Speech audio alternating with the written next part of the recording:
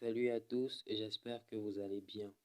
Alors aujourd'hui on va parler des types de sujets et de plans en dissertation juridique. Il faut savoir qu'il existe plusieurs types de sujets et deux types de plans. Tout d'abord on va commencer par les types de plans en dissertation juridique. On a le plan analytique ou encore démonstratif. En fait, il faut savoir que ici, on défend la thèse du sujet tout au long du devoir.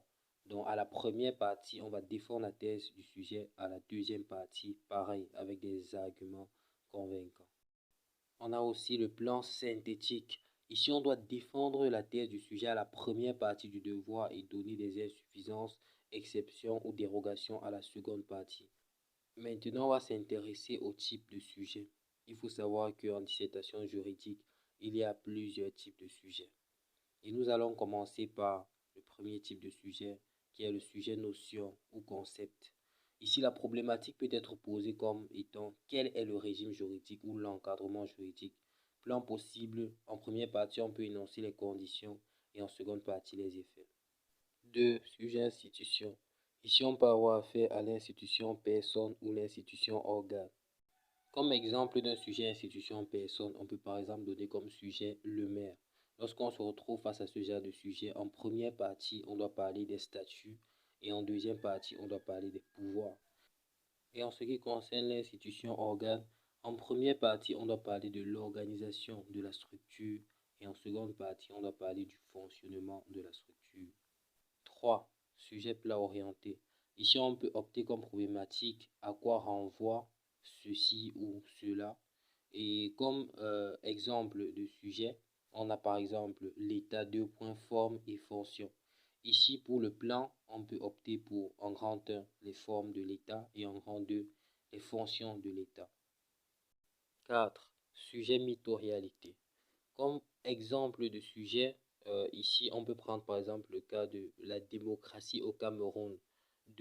Mytho-réalité. Lorsqu'on est face à ce genre de sujet, à la problématique, on peut se demander si la démocratie au Cameroun est vraiment effective. Donc, vous mettez la notion et vous mettez est-il effectif ou effective. 5. Sujet principe. Lorsqu'on est face à un sujet principe, en problématique, on va se demander quel est le bien fondé de ce principe. Et en ce qui concerne le plan, en première partie, on va parler de l'affirmation du principe en lui-même. Et en seconde partie, on va parler des dérogations ou des exceptions au principe.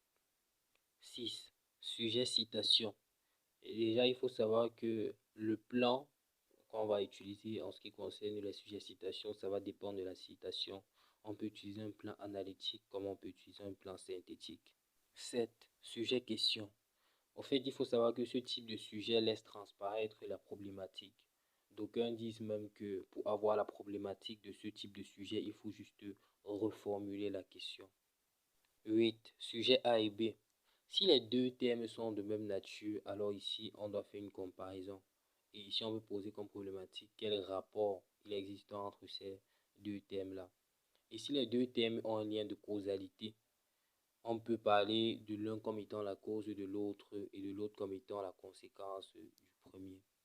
Si les deux ne sont pas de même nature et que l'un influence l'autre, alors ici, c'est un sujet de type inclusif. Dans une prochaine vidéo, on va parler de méthodologie. Alors, n'hésite pas de t'abonner, de liker, de commenter, pose tes questions dans les commentaires, partage et ciao.